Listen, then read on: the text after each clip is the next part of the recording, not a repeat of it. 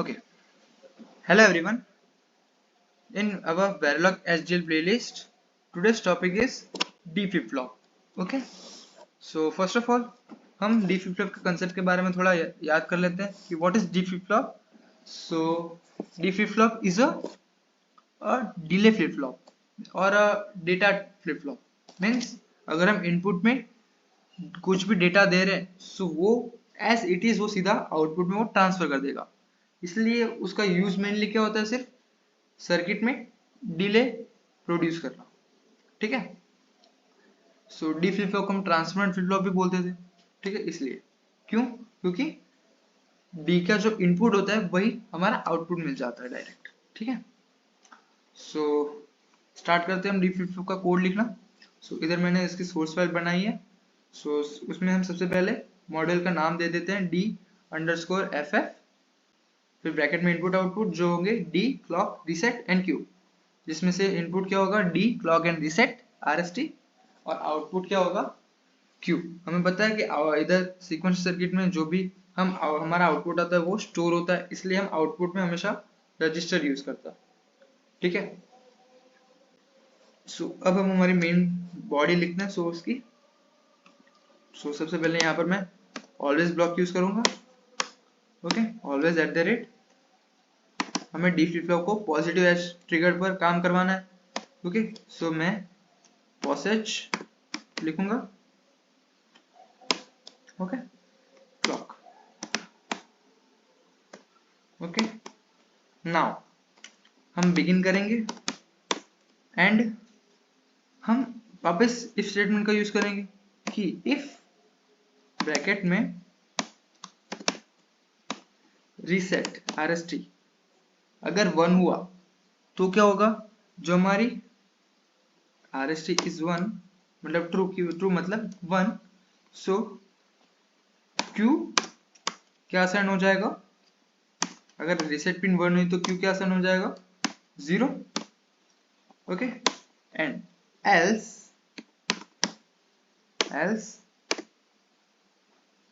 क्या होगा, Q की वैल्यू हमारी क्या आएगी,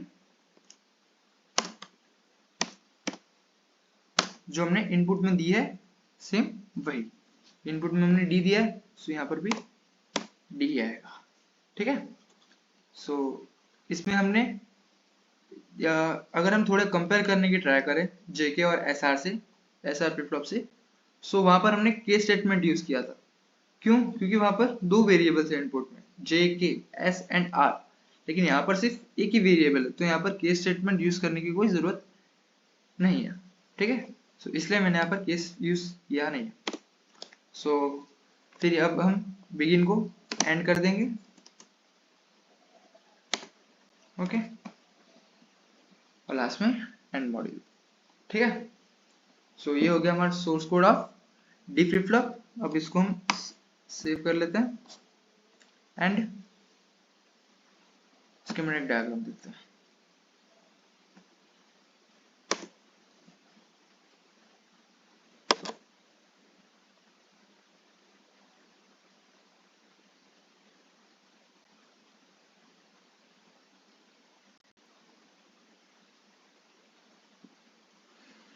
ओके. तो स्कीमेटिक डायग्राम हमारी कुछ ऐसे आएगी जिसमें 3 इनपुट होंगे D clock reset and Q. ठीक है. ये जो एरो यहाँ पर दिख रहा है वो क्या दर्शाता है, वो क्या रिप्रेजेंट करता है कि ये जो डी फ्लिप फ्लॉप है वो एज ट्रिगर्ड है.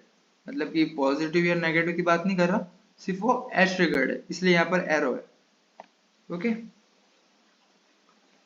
सो अब हम देखते हैं test bench of D flip flop. So क्या किया मैंने, यहाँ पर सबसे पहले मॉड्यूल का नाम दे दिया. ठीक है.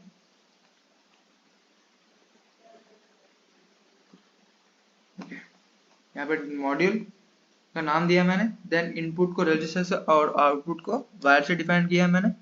देन यूनिट अंडर टेस्ट करके सोर्स कोड और टेस्ट बेंच के इनपुट आउटपुट और आउटपुट को कनेक्ट किया. देन इनिशियल बिगिन किया और क्लॉक एंड रीसेट दोनों को मैंने एक में ही 0 कर दिया स्टार्टिंग में. ठीक है. और क्लॉक को मैंने 1 यूनिट टाइम देके उसको बोल दिया कि 1 यूनिट टाइम के बाद वो उसका नेगेटिव आ जाए. ठीक है. मतलब कि टोटल टाइम पीरियड 2 यूनिट का हो जाए. आप चाहो तो 2, 3, 5, 7 जो चाहो वो रख सकते हो, ठीक है। देन मैंने उसको एंड किया और वापस इनिशियल बिगिन करके मैंने थोड़े कॉम्बिनेशन लिख दिए। डी में तो मतलब एक ही इनपुट है, मतलब दो ही कॉम्बिनेशन होंगे, एक तो डी इक्वल टू 0 होगा और डी इक्वल टू 1 होगा, ठीक है। सो मैंने डी इक्वल टू 1 के बाद थोड़ा वेवफॉर्म्स को और आगे बढ़ाने के लिए मैंने रीसेट पिन वापस 1 कर दी, मतलब कि क्यू क्या हो जाएगा, 0 हो जाएगा। उसके थोड़े टाइम बाद मैंने डी को वापस 0 कर दिया, देन रीसेट को 0 करके वापस थोड़ा कोड को कंटिन्यू रखा। अगर आप चाहो तो यहाँ पर इनिशियल बिगिन के बाद 2-3 लाइन में कोड खत्म कर सकते हो, ठीक है। सो यहाँ अब मैं इसको सेव कर लेता हूँ एंड रन सिमुलेशन करके इसके वेवफॉर्म देखता हूँ, तो देखते हैं क्या आता है।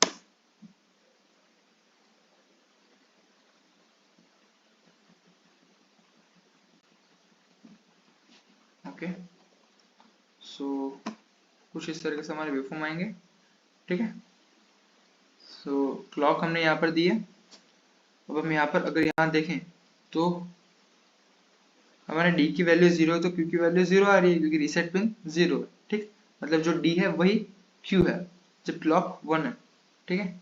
अब हम अगर यहाँ पर देखें तो रीसेट पिन 1 है तो क्यू 0 आ रहा है, ठीक है। अगर हम यहाँ पर देखें तो डी 1 है और रीसेट पिन भी 1 है, मतलब डी 1 है तो हमारा क्यू भी 1 होना चाहिए, लेकिन यहाँ पर नहीं है। क्यों? क्योंकि रीसेट पिन 1 है, रीसेट पिन 1 है तो वो क्यू की वैल्यू ऑटोमेटिकली 0 कर देगा, ठीक है। अगर पॉजिटिव एज की बात करें हम इधर, तो डी की वैल्यू 1 है, सो क्यू की वैल्यू भी 1 होगी। और अगर हम वही चीज सेम नेगेटिव एज पर आ जाए, ठीक है, सो क्लॉक 0 हो गई तो हमारी डी की वैल्यू जो 1 थी वही वो होल्ड करके रखेगा, कब तक, जब तक नई पॉजिटिव एज ना आ जाए, ठीक है।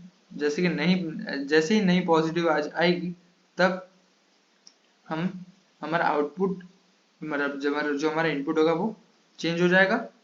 मतलब यहाँ पर तो सेम ही है, लेकिन अगर हमने और थोड़े बहुत और आगे वेवफॉर्म्स बढ़ाने के लिए रीसेट को 0-1 करके और थोड़ा आगे लिखा होता तो हम देख सकते थे कि डी की वैल्यू मान लो 1 के बाद वापस 0 हो रही होती, तो वो 0 सेम यहाँ पर रिफ्लेक्ट होती क्यू पर, ठीक है। मतलब कि जब तक हमारी नई दूसरी पॉजिटिव एज क्लॉक नहीं आ जाती तब तक हमारे जो पुरानी वाली पॉजिटिव एज क्लॉक पर जो हमें आउटपुट मिला था वो ही होल्ड रहेगा, कब तक, जब तक नई पॉजिटिव एज क्लॉक नहीं आ जाती, ठीक है।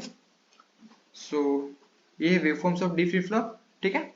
सो ये टॉपिक हमारा डी फ्लिप फ्लॉप खत्म हुआ, जिसमें हमने देखा source code, test bench, waveforms and schematic diagram, ठीक है। सो ये था D flip flop in Vivado software and Verilog, ठीक है। सो आगे हम और टॉपिक के बारे में बात करेंगे, ऐसे सीक्वेंशियल टॉपिक के बारे में and many more. So for that stay tuned, and for this video thank you so much.